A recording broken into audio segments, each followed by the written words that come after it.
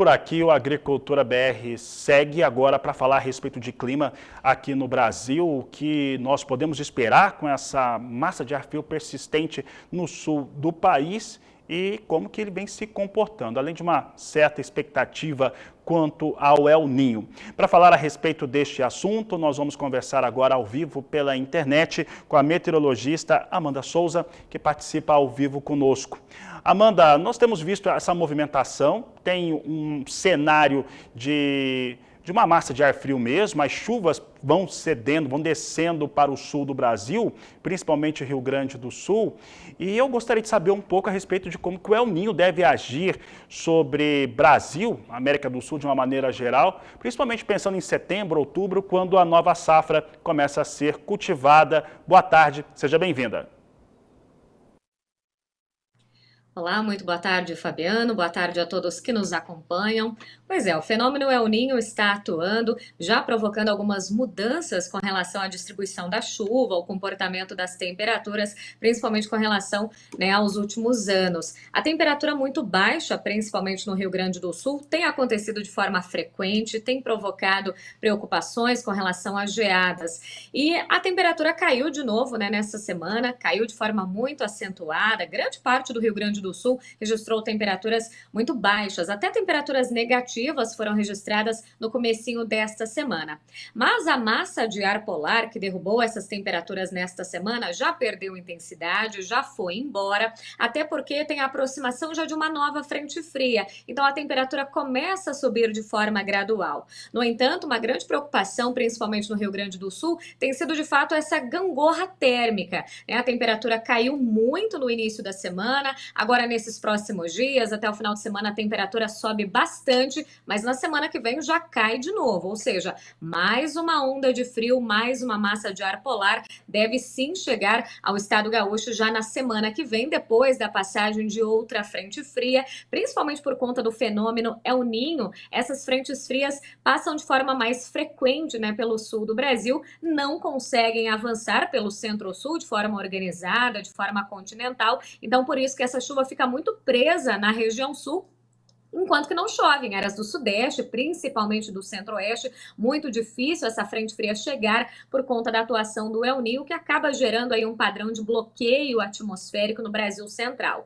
Então, recapitulando, a gente tem mais previsão de chuva nos próximos dias no sul do Brasil, e aí na semana que vem, logo no comecinho da semana mesmo, uma nova massa de ar polar chega, derruba as temperaturas de novo. Ainda estamos no inverno, então principalmente essas temperaturas mais baixas do inverno ainda trazem algumas preocupações. O produtor fica aflito com relação às geadas, mesmo sendo um ano de El Niño, em que o produtor mesmo sabe que o frio é menos intenso comparado a anos de Laninha. Mas mesmo com El Niño, não quer dizer que essas ondas de frio não possam avançar, não possam derrubar as temperaturas, diminui a intensidade e diminui a frequência. Mas estamos até um pouquinho ainda na contramão desse El Niño, porque mesmo com um fenômeno atuando, esse frio tem acontecido sim de forma frequente, no sul do Brasil, até de forma anômala, e essa temperatura deve cair de novo. Mas o mês de agosto já vai começar, então o produtor já fica de olho, de forma mais estendida no mês que vem. Será que tem outra onda de frio ainda intensa na região sul do Brasil? E sim, isso pode acontecer logo no comecinho do mês, essa temperatura pode cair,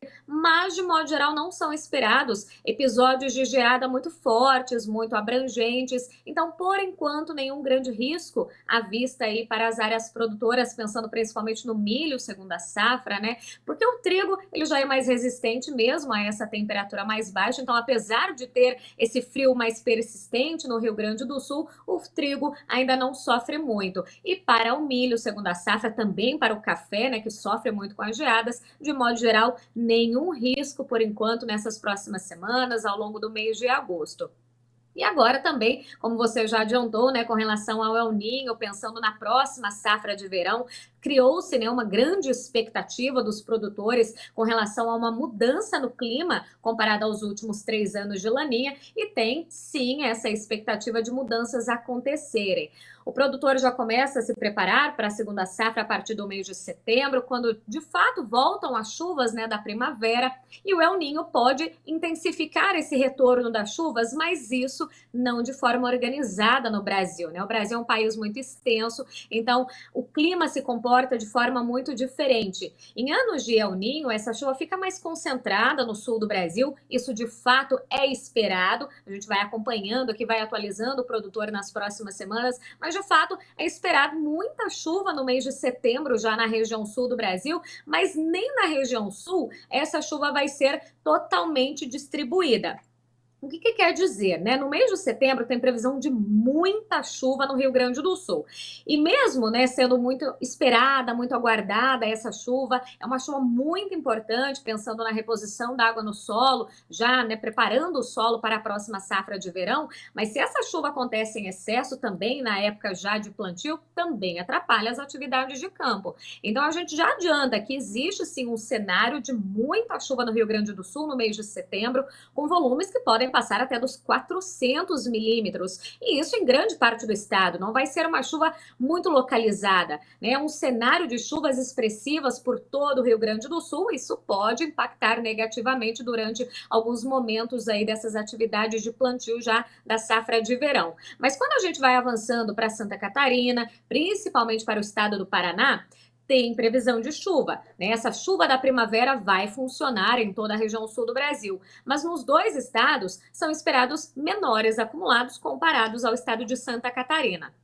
Isso porque quando a gente fala de El Niño, isso já relembrando um pouco do conceito, o El Niño prende essa chuva mais, né, nessas áreas do sul do Brasil, mas não de forma generalizada, principalmente no Paraná. O Paraná fica com um cenário até mais parecido com Mato Grosso do Sul e São Paulo do que com o Rio Grande do Sul. Nesses anos de El Niño, né, as frentes frias ficam mais concentradas entre a Argentina, o Uruguai e o Rio Grande do Sul. Então, no Paraná, apesar de ter previsão de chuva, ela pode ser um pouquinho mais irregular comparada ao estado gaúcho. E aí a gente vai avançando pelo centro-sul do Brasil, o cenário vai mudando bastante. No centro-oeste, também no sudeste, até tem possibilidade de algumas chuvas, mas muito localizadas. No Mato Grosso do Sul e em São Paulo, principalmente. Grande parte aí do Brasil central pode começar a primavera sem o retorno dessa chuva.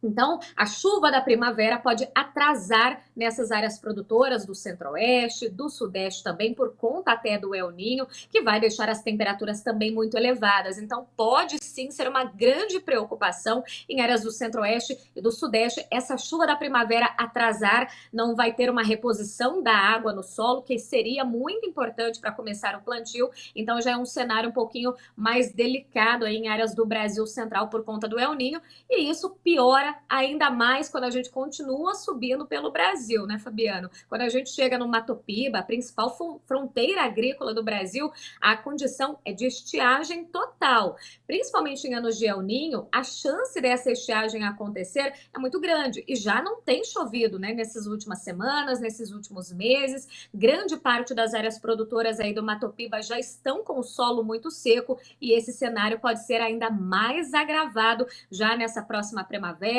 Pensando na safra de verão, a produção de grãos no Mato Piba pode sim ser muito comprometida por conta do El Niño, Fabiano. Muito bem, Amanda. Enquanto você estava falando, quero agradecer já a sua participação. O Antônio Piscini, da Agro Piscini Stefanini, lá de Cascavel, estava comentando, está com a equipe inteira lá acompanhando o programa, estava ouvindo você falar a respeito do clima. Você já respondeu sobre as condições no estado do Paraná, o pessoal ali já colheu o milho. Vou pedir para ele mandar uma foto do pessoal aqui para nós, e eu aproveito para agradecer você, Amanda, por ter participado conosco e nos trazer as informações. O produtor está mais preocupado com o início mesmo da próxima safra e como que o El Niño vai agir. Já vou deixar aqui meio que marcado para a gente falar de El Niño na Argentina também, que deve ser muito parecido com o Rio Grande do Sul, mas o que nós estamos aqui olhando em relação ao mercado é que a Argentina vai estar mais presente com volume de grãos produzidos, deve ser mais favorável aqui no nosso entendimento. Rapidamente, está certo ou está errada essa afirmação, Amanda? Tá certo, é uma tendência, né, que realmente pode acontecer. Como eu comentei, em anos de El Niño, a chuva fica mais concentrada entre a Argentina, o Uruguai e o Rio Grande do Sul. Então, o comecinho da safra na Argentina pode ser bastante beneficiado por conta dessas chuvas, da reposição da água no solo. Então, garante ali, né, um bom plantio, um bom desenvolvimento desses grãos. E aí, quando a gente olha principalmente para o Brasil, né, uma importante área produtora que produziria muitos grãos, como o Centro-Oeste, como o Mato Grosso, por exemplo, que pode ser impactado negativamente. Então, quando a gente compara aí Brasil e Argentina, pode ser sim que a safra da Argentina seja um pouquinho mais beneficiada, porque muitos estados produtores do grão no Brasil podem sofrer com a estiagem.